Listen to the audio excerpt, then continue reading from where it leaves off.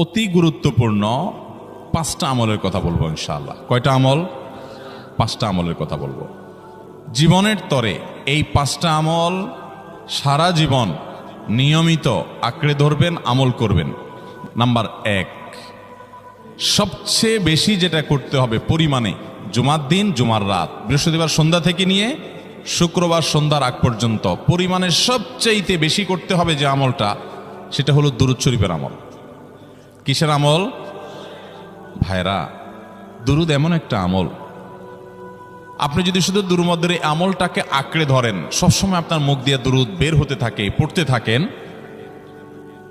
তো নবী করিম সাল্লাল্লাহু আলাইহি সাল্লামের ভাষ্য অনুযায়ী, তার ওয়াদা অনুযায়ী, ইদান তুকফা হাম্মুক ওয়া তুগফার যামবুক, তোমার যত পেরেশানি আছে, নবী সাল্লাল্লাহু আলাইহি সাল্লাম বলেছেন, এই সব পেরেশানি দূর করার জন্য এই দুরূদের আমলটা যথেষ্ট হবে ইনশাআল্লাহ।